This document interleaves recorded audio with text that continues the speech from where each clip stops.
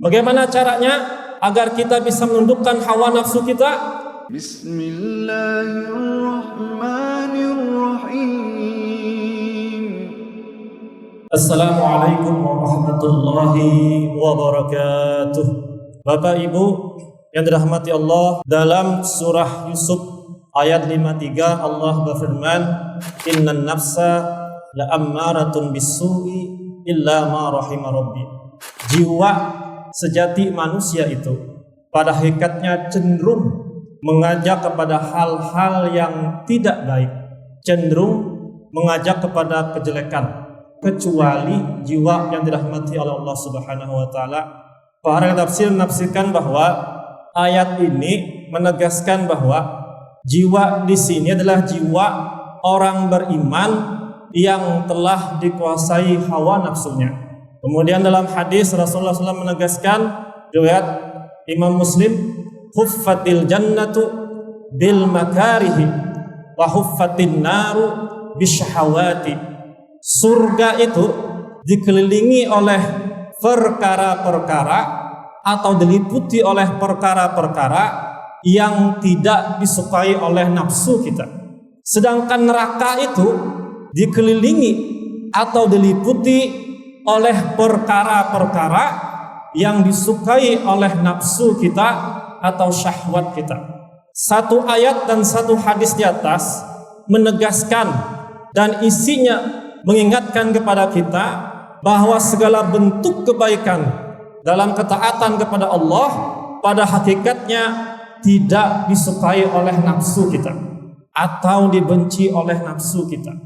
Makanya orang-orang yang beriman yang jiwanya telah dikuasai oleh hawa nafsunya akan sangat berat melaksanakan, mendirikan ibadah-ibadah kepada Allah.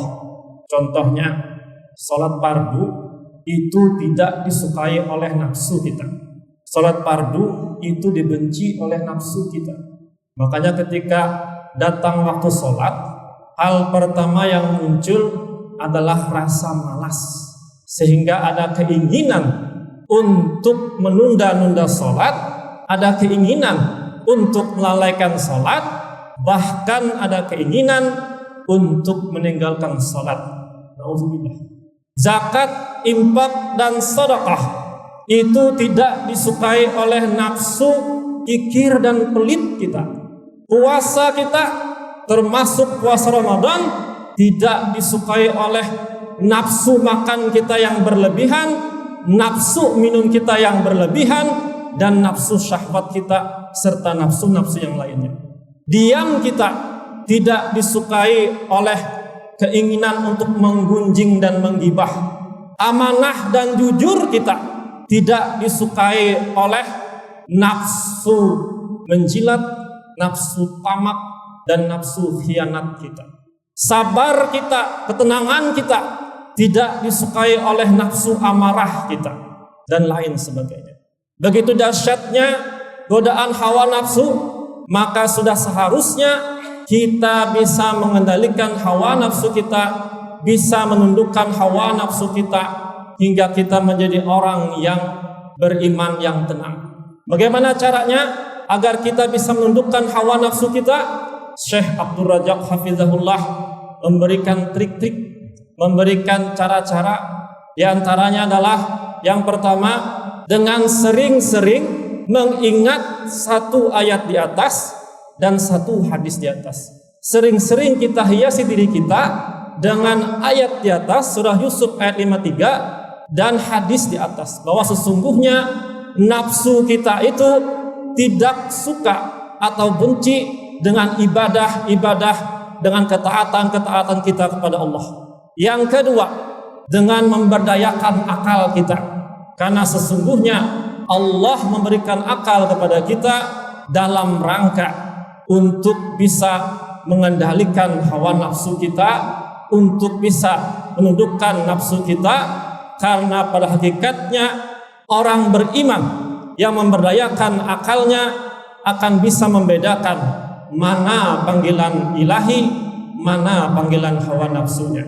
Yang ketiga, dengan ibadah-ibadah itu sendiri, karena pada hakikatnya Allah juga menciptakan ibadah-ibadah tersebut dalam rangka agar kita bisa melawan hawa nafsu kita, bisa mengendalikan hawa nafsu kita. Marah kita lawan dengan sabar dan ketenangan kita. Kikir dan pelit kita lawan dengan zakat, infak dan sedekah kita. Nafsu makan yang berlebihan, minum yang berlebihan, nafsu syahwat kita lawan dengan ibadah puasa kita. Salat mencegah perbuatan keji dan munkar. Untuk itu hadirin hadirat yang dirahmati Allah, khusus di bulan Ramadan ini, bulan yang sudah jelas bisa menekan hawa nafsu kita. Mari kita kendalikan hawa nafsu kita. Kita tundukkan hawa nafsu kita sehingga kita mudah-mudahan sesuai dengan apa yang difirmankan Allah.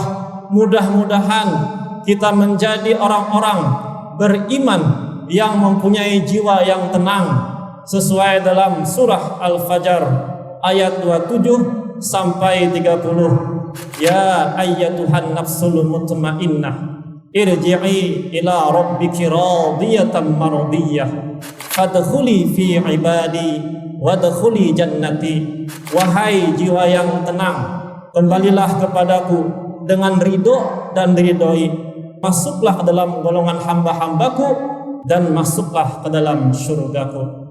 Demikian, kurang lebihnya mohon maaf. Fastabiqul khairat. Assalamualaikum warahmatullahi wabarakatuh.